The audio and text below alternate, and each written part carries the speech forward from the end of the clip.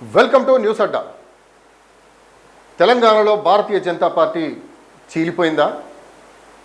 మరి అంతర్గతంగా ఏదైతే పోరు ముదిరి 2 వర్గాలుగా 3 వర్గాలుగా 4 వర్గాలుగా విడిపోయారా?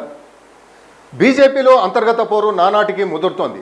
ఆధిపత్య పోరులో ఒకరిపై మరొకరు పైచేయి సాధించేందుకు కొందరు నేతలు తీవ్ర ప్రయత్నాలు చేస్తున్నారు.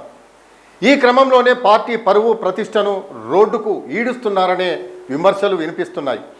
ప్రత్యర్థులను అణచివేయడమే లక్ష్యంగా దుష్ప్రచారం చేస్తున్నారని టాక్ వినిపిస్తోంది.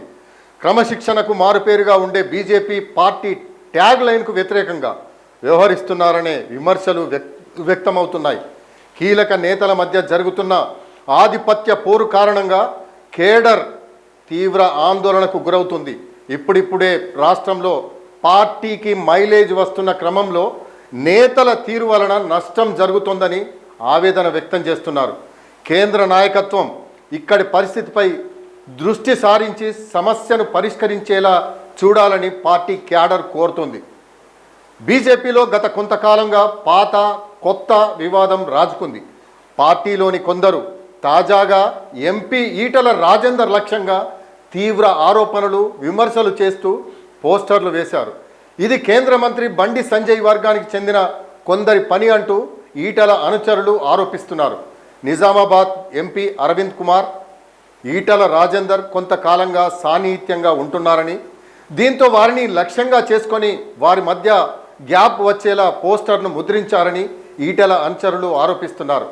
అయితే బండి సంజయ్ కొడుకు భగీరథ్ మీద పోక్సో కేసు కావడంతో కేంద్ర మంత్రి ఈటల అరవింద్ మధ్య వివాదం మరింత ముదిరిందని పార్టీ నాయకులు చెబుతున్నారు.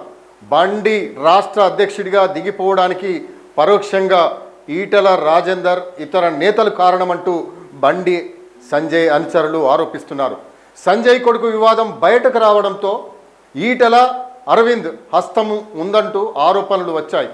దీంతో ఈ ముగ్గురు నేతల మీద బహిరంగంగానే సోషల్ మీడియాలో పరస్పర పోస్టులు విమర్శలు వైరల్ అవుతున్నాయి. ఈటల ఏడుపే బీజేపీకి శాపం.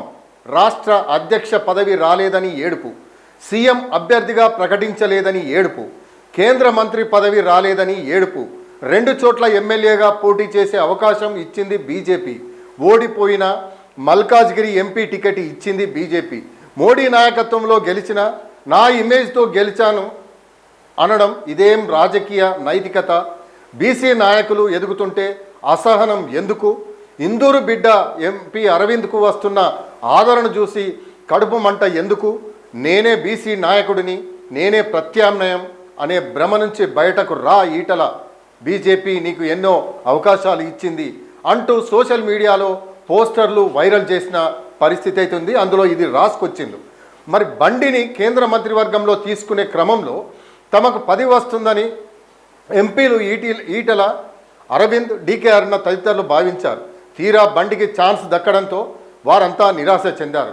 రాష్ట్ర అధ్యక్ష పదవి కోసం వారంతా ఎదురు చూశారు. కానీ సాధ్యం కాలేదు. త్వరలో కేంద్ర మంత్రివర్గ విస్తరణ ఉంటుందని టాక్. రాజ్యసభ ఎన్నికల అనంతరం ఈ నెలాఖరున లేదా వచ్చే నెల మొదటి వారంలో విస్తరణ ఉండే అవకాశం ఉంది. రాష్ట్రంలో మరొకరికి కేంద్ర మంత్రి పదవి వచ్చే ఛాన్స్ ఉంటుందని ప్రచారం జరుగుతోంది. దీంతో ఎంపీలు ఎవరికి వారు ప్రయత్నాలు చేస్తున్నారు.